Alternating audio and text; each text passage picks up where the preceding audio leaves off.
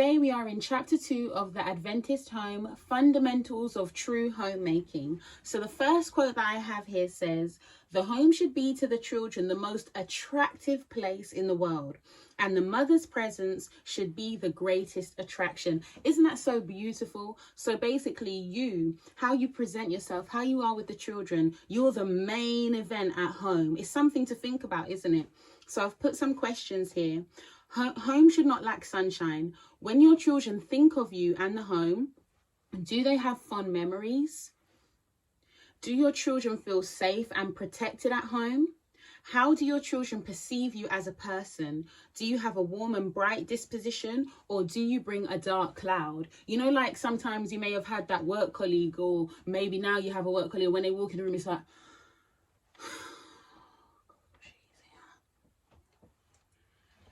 he just walked in. Is it that type of vibe, or is it mummy? You know, I've had both from my children, not the she's in, not that, but like if they know that I'm upset about something or whatever it may be, it's like I'm just walking around and I'm vexed, and everyone's feeling the vexation that I'm bringing. It's a whole cloud of vexation. You know, like when we used to see those cartoons and we just used to see the rain cloud following the person. It's something to think about. Like, yes, you're going to have sad days. Yes, we need to work through issues. I speak about therapy a lot on this channel, but you know, it's something to think of. If it's mainly anger and bitterness and miserable, and if that's our general disposition and that's all the children can think of, then there's a deeper issue that needs to be worked on. So yes, you're going to have off days, but we are the greatest attraction for the children. So when they come to us, it should be sunshine and light and happiness, warmth, safety, peace. Yeah.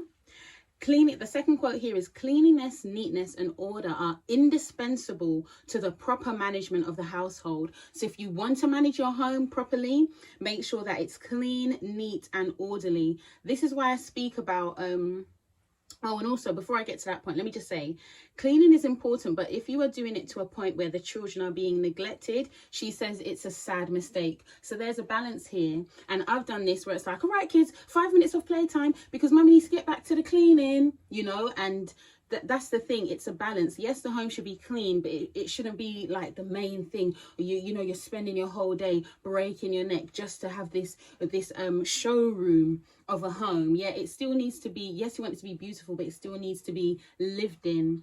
And I like that balance there because, you know, you see this a lot in her writing about balance and just bringing things home. So yes, you'll get this piece of advice here, but the second thing helps you to remember, okay, let me just calm down with it now. Let me just make sure that I'm being clean and orderly, but that it's not becoming a god. And I know I've done that, yeah, and it's not good. And this is what I was going to say as well. If you check out my playlist on decluttering, you'll see this is why I think decluttering is so important, because when you have less to clean. Like, my home is very plain. It's basic. I don't have a lot of pictures. I don't have a lot of ornaments. I mean, I have you know, all of us Caribbean folk who grew up with the glass cabinets and that full of crystal and ceramic plates. I don't have all of that. Those things are beautiful and nice, and if you have those things, I think you should use them all the time, not just when visitors come. But all of those things, it's extra work. It's already hard enough homeschooling, raising the children, balancing my emotions, you know, managing their emotions, trying to be the best wife I can be for King. I've already got a lot on my plate. So where you can lessen the load in your home, trust me, lessen the load in your home. Have a declutter, organize the space. So all you have to do, let me just do a quick hoover. By the time you do a quick hoover, it's back to normal again. Yeah, even right now with the girls' playroom, I'm feeling like, do they have too many toys at the moment? I don't know. We're going to have a look, because what I'm finding is that they're playing and then afterwards it's like, Mummy, can you help us tidy up? But one thing I do try and encourage them is when you take out a toy, put it back.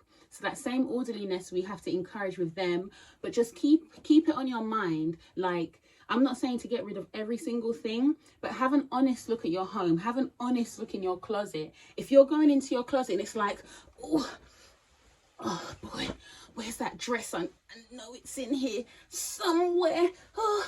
If you're having to do all of that just to get in the closet, or if you have to step into the room and you're stepping over toys and all of these things, if all of that extra stress is there, get rid of it, because it's already a lot. Yeah, where your energy needs to be going is into having that beautiful time with the children, in training them, in loving them, not in just having chaos all over. Yeah, but then the other extreme, not being like, how clean is your home, and oh, I've got to get under the rim again, let me get under the rim. Not all of that. Yeah, there's two extremes. There's the chaos, and then there's the other extreme of always cleaning non-stop, OCD even. So we need to be balanced with that, right? Another thing here is it's important to remember that we represent Christ with our words, deportment, and our surroundings. Recognize how important household duties are. And that's the whole vibe that you really get from this chapter, because trust me, like, there have been times when I'm just like, oh, let me just clean, and you know, these children and king, they don't recognize how much I do in this home. And when I'm telling them off, yeah, don't give me extra work because I did this today and I'm tired, like all of that, and I'm letting them know. I hope they recognize how much I did. Yeah, so trust me, and I'm animated because this is so close to home. Yeah, as a mum, and I saw a sermon on this the other day as well, you want to be seen, you want people to recognize the effort, but it's not about doing it with that attitude. It's about doing it with a heart of love. Yeah, doing it with a heart of gratitude, and recognizing that these little things that keep the home running, they're important. The world, society, as a result of feminism, loves to poo-poo on our efforts, but trust me, what you're doing is very important. And listen to this quote that I'm going to end on. All the work that we do that is necessary to be done, be it washing dishes, setting tables, waiting upon the sick, cooking or washing, is of moral importance. So you see that moral importance. Oh, sorry. So the next time that you, that was so funny. The next time that you wash the dishes and, you know, hoover the floor, I don't know what that was. Was that a sneeze or a cough? I don't know what it was.